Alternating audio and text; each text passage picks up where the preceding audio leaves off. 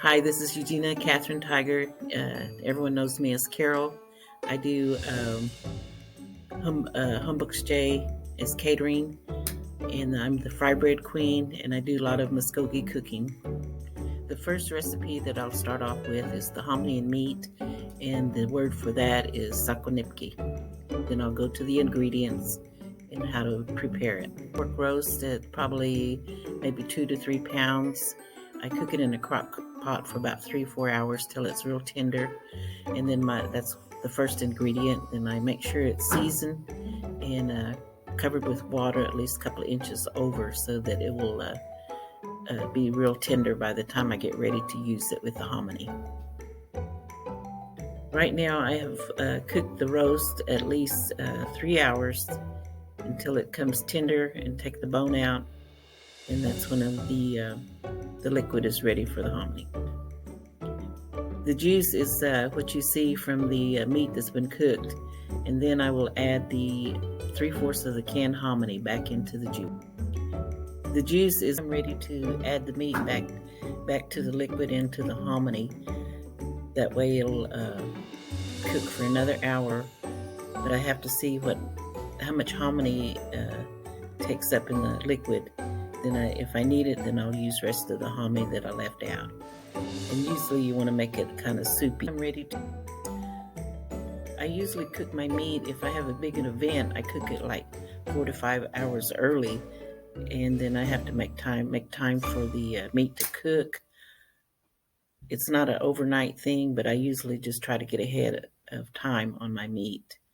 And then on who taught me how to cook, I think I just basically wanted to learn on my own, and how it was served at different churches, and I just kind of taught myself how to do the hominy and meat the way I wanted it to taste. But it's an old traditional food that everyone cooks.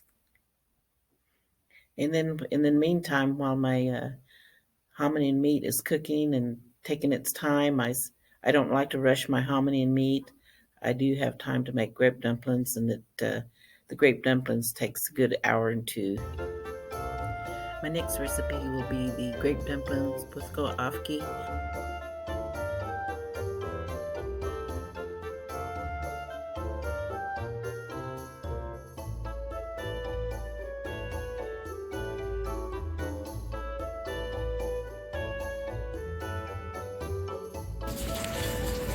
I use a whisk to add the sugar in slowly as the sugar is cooking into the juice. The heat is not very high. I just want to make sure that all the sugar is dissolved. Now I use my 5-pound bag of flour. I don't usually use all of it, but I make my well in order to start making my dumplings with the grape juice. Then I slowly pour it in while I'm mixing.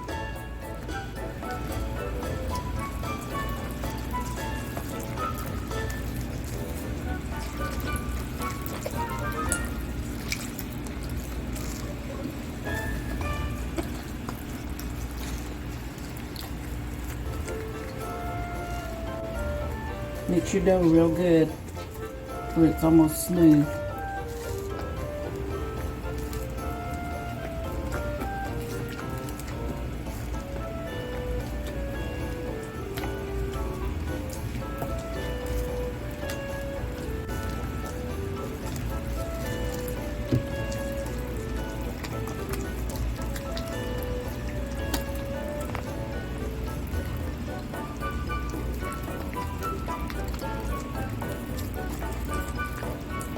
You're mixing your dough till it gets smooth. You don't want no lumps.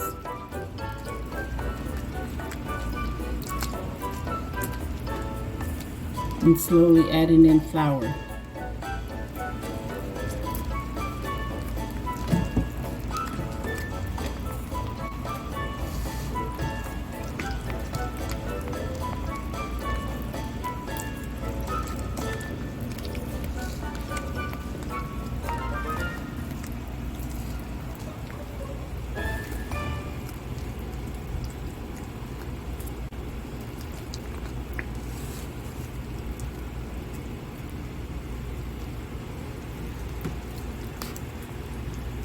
Just bring your flour in from the sides.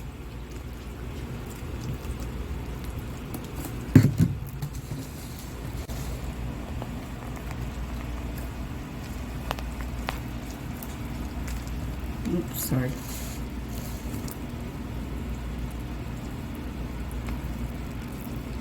And you're still mixing as you bring your flour in.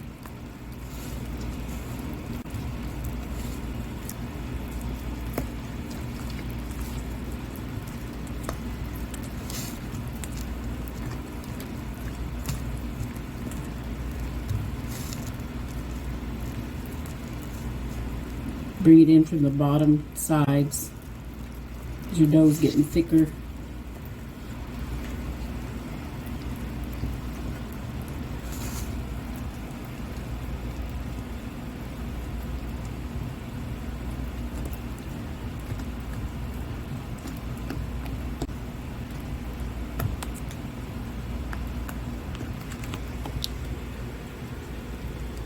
Add too much flour at fast, that's when your dough gets tough.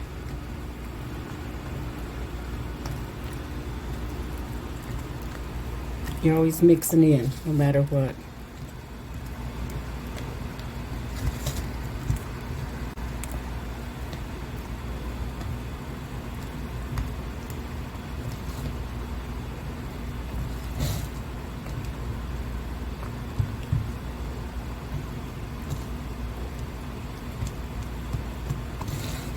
Slowly add your flour in.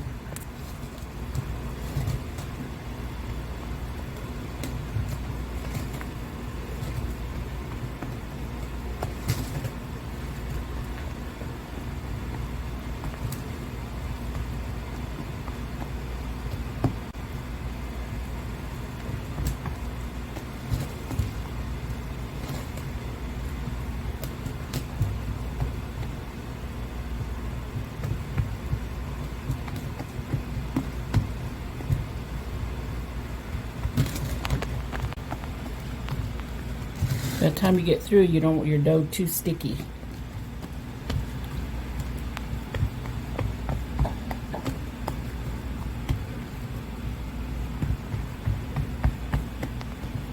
You're turning your dough all the time to the middle.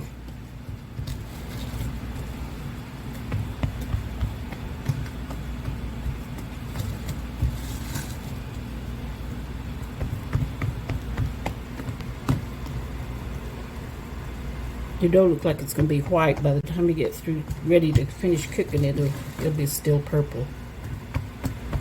Purple dumplings.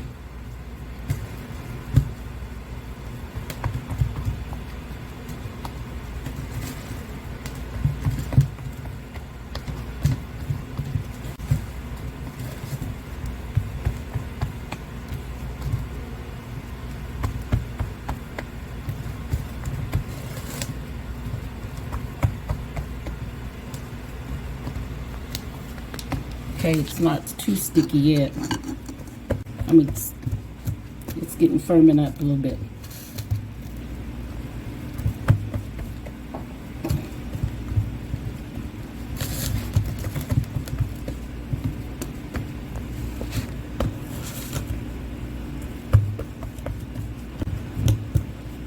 You're always kneading in and around.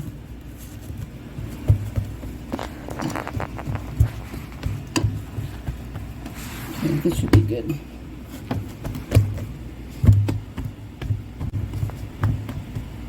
You can turn it one more time to the inside because that was the bottom of your dough.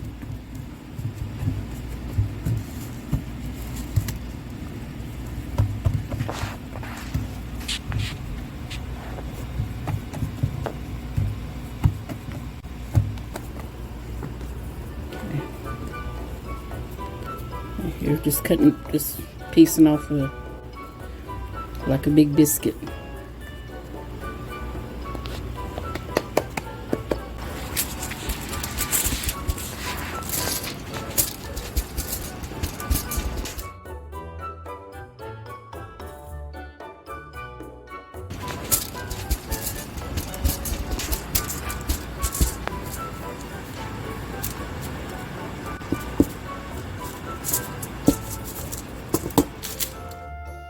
As I piece my dough into the hot juice, and then I add as many as I can, and as the dough comes to the top, you know that your dumplings are getting done. And I use all of the dough that I've mixed in. On the grape dumplings, how it originated was that I remember my mom going to pick up grapes, and those were out on the vines on dirt roads that we used to go on, and she would pick them, and then she would cook them for dumplings. That's how I remember it originated from for our family. And I learned from her and how she cooked and what she did. But nowadays we use the juice from the bottles. And how I remember cooking them was that my mom, she basically used the whole recipe, cooking with the sugar and the flour.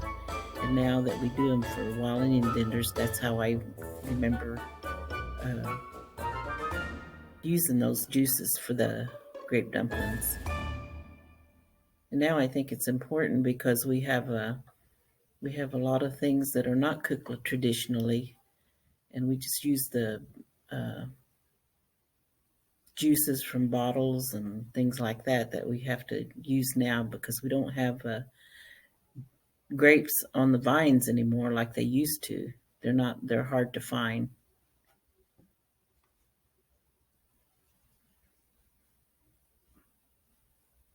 Flatbread, apadaga. The ingredients that I use are 5-pound bag rising flour, 1.5 cups of whole milk, 1.5 cups of buttermilk, warmed, and vegetable oil for. Then I make my well. I just go back and forth, thinking about it, that it needs to be good.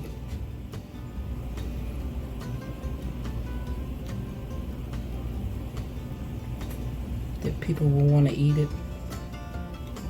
Just concentrating on the flour. That's what I do. I don't know what other people do, but that's what I do.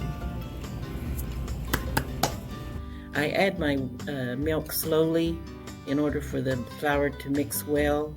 That way your dough is kind of soft and it doesn't make it hard and clumpy. The more flour that you add makes the dough hard, and I usually don't do that, and I just add as I go in and mix well. This is basically like a biscuit dough, but we're making flatbread. And it's smooth, mix. Okay, slowly add your flour in.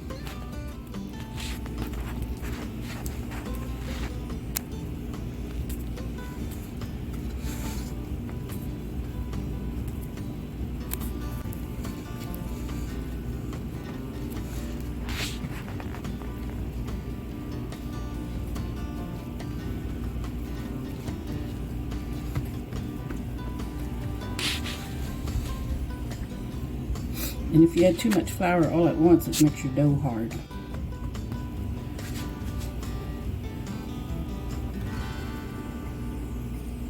Always want to mix it in lightly.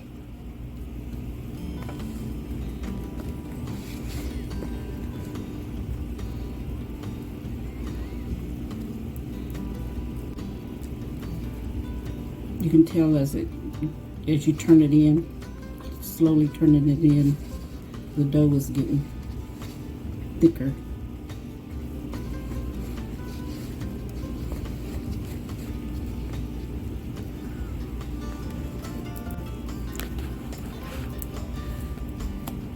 Okay, slowly add. Slowly add it in. Keep slowly adding it in as you. And you don't want your dough to be sticky when you get ready to make your bread.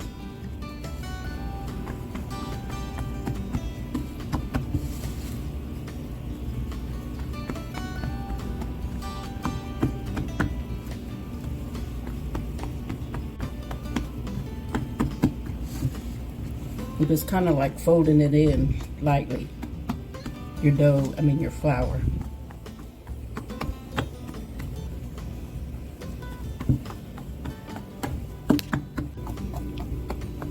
Okay, it's almost ready.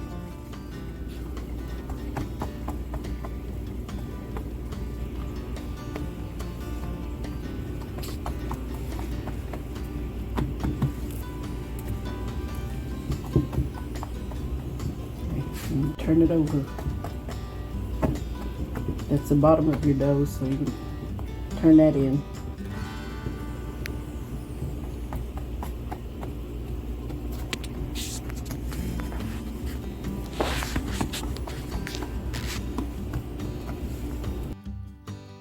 I add a drop of dough into the oil just to make sure that it's not too hot, and that way it'll cook your dough at a medium heat. I break off a piece of dough that it's not too sticky. My hands are covered with flour, and just pat it out, just making sure that it's flat. As your bread is cooked, you'll notice that it's puffy on the outside and that it's ready to turn over. Usually what I do is that I put my hand on top of the bread, making sure that it's thoroughly cooked, and that's when you flip it over to show that it's golden brown on the other side, and you do the same for the second side. This recipe, it usually makes an amount for a family supper or whatever, and then if there's anything left, I usually take it to my elder friends that don't usually cook all the time, and it basically a good set of 5 rounds, and all the elders enjoy it with any hominy or meat. If I have that left, I take that to them, and even grape dumplings. I just make a meal for them if there's anything left after I've cooked everything.